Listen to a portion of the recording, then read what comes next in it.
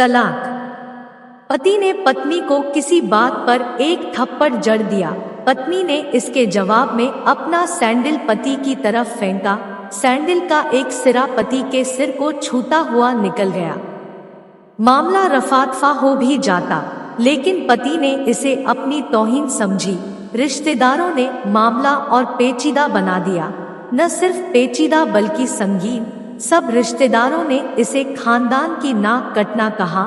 यह भी कहा कि पति को सैडल मारने वाली औरत न वफादार होती है न पतिव्रता। लड़के ने लड़की के बारे में और लड़की ने लड़के के बारे में कई असुविधाजनक बातें कही।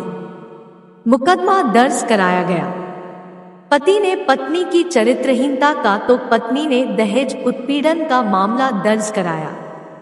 6 साल तक शादीशुदा जीवन बीताने और एक बच्ची के माता पिता होने के बाद आज दोनों में तलाक हो गया। पति पत्नी के हाथ में तलाक के कागजों की प्रति थी। दोनों चुप थे, दोनों शांत, दोनों निर्विकार। मुकदमा 2 साल तक चला था। अंत में वही हुआ जो सब चाहते थे, यानी तलाक।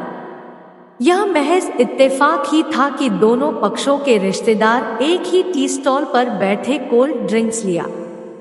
यह भी महज इत्तेफाक ही था कि तलाकशुदा पति पत्नी एक ही मेज के आमने सामने जा बैठे। लकड़ी की बेंच और वो दोनों कांग्रेचुलेशन, आप जो चाहते थे वही हुआ। स्त्री ने कहा, तुम्हें भी बधाई, तुमने भी तो तलाक देकर जीत हासिल की। पुरुष बोला, तलाक क्या जीत का प्रतीक होता है? स्त्री ने पूछा, तुम बताओ। पुरुष के पूछने पर स्त्री ने जवाब नहीं दिया। वो चुपचाप बैठी रही। फिर बोली, तुमने मुझे चरित्रहीन कहा था। अच्छा हुआ अब तुम्हारा चरित्रहीन स्त्री से पीछा छूटा। वो मेरी गलती थी, मुझे ऐसा नहीं करना चाहिए था। पुरुष बोला, मैंने बहुत मानसिक तनाव झेली है। स्त्री की आवाज सपाट थी, न दुख न गुस्सा।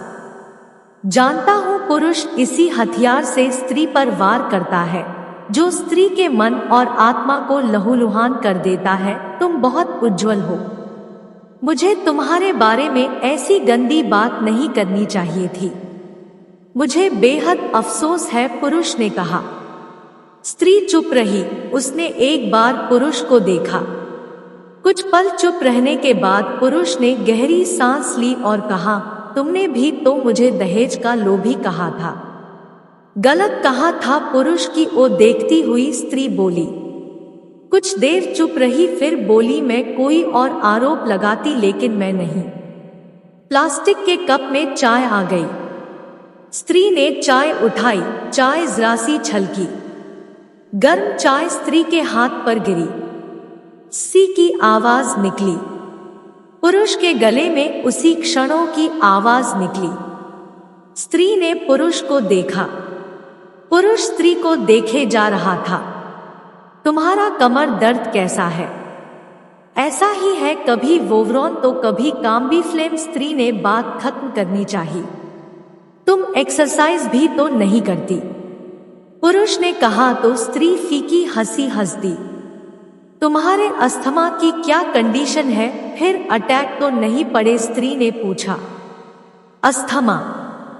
डॉक्टर सूरी ने स्ट्रेल मेंटल स्ट्रेस कम करने को कहा है, पुरुष ने जानकारी दी।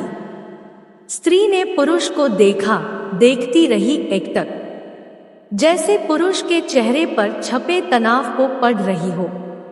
इन्हेलर तो लेते रहते हो न? स्त्री ने पुरुष के चेहरे से नजरें हटाई और पूछा। हाँ, लेता रहता हूँ। आज लाना याद नहीं रहा, पुरुष ने कहा। तभी आज तुम्हारी सांस उखड़ी उखड़ी सी है, स्त्री ने हमदर्द लहजे में कहा। हाँ, कुछ इस वजह से और कुछ, पुरुष कहते कहते रुक गया। कुछ तनाव के कारण। स्त्री ने बात पूरी की। पुरुष कुछ सोचता रहा, फिर बोला, तुम्हें 4 लाख रुपए देने हैं और 6,000 रुपए महीना भी। हाँ, फिर स्त्री ने पूछा। वसुंधरा वाले फ्लैट की कीमत तो 20 लाख रुपए होगी, मुझे सिर्फ 4 लाख रुपए चाहिए, स्त्री ने स्पष्ट किया। बिटिया बड़ी होगी 100 खर्च होते हैं, पुरुष ने कहा। वो तो तुम 6,000 रुपए महीना मुझे देते रहोगे, स्त्री बोली। हाँ जरूर दूंगा, 4 लाख अगर तुम्हारे पास नहीं है तो मुझे मत देना, स्त्री ने कहा। उसके स्वर में पुराने संबंधों की गर्द थी। पुरुष उसका चेहरा देखता रहा। कितनी सहृदय और कितनी सुंदर लग रही थी सामने बैठी स्त्री, जो कभी उसकी पत्नी हुआ करती थी। स्त्री पुरुष को देख रही थी और सोच रही थी, कितना सरल स्वभाव का है यह पुरुष जो कभी उसका पति हुआ करता था। कितना प्यार करता था उसे। एक बार हरिद्वार में जब वह गंगा में स्नान कर रही थी तो उसके हाथ से जंजीर छूट गई। फिर पागलों की तरह वह बचाने चला आया था उसे। खुद तैरना नहीं आता था लाट साहब को और मुझे बचाने की कोशिशें करता रहा था। कितना अच्छा है, मैं ही खोट निकालती रही।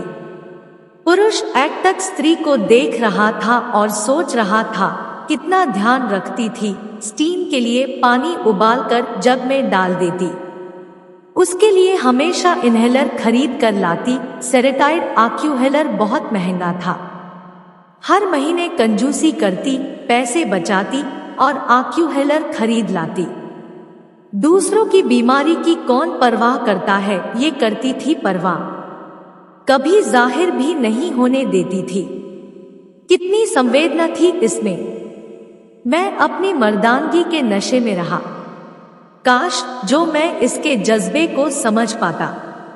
दोनों चुप थे, बेहद चुप। दुनिया भर की आवाजों से मुक्त होकर खामोश।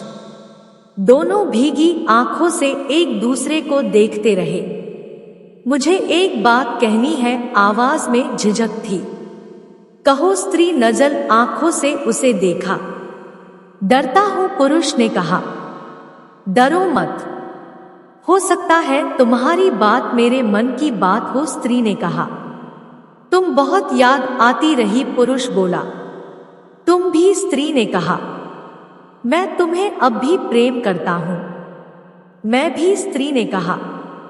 दोनों की आंखें कुछ ज्यादा ही सजल हो गई थी।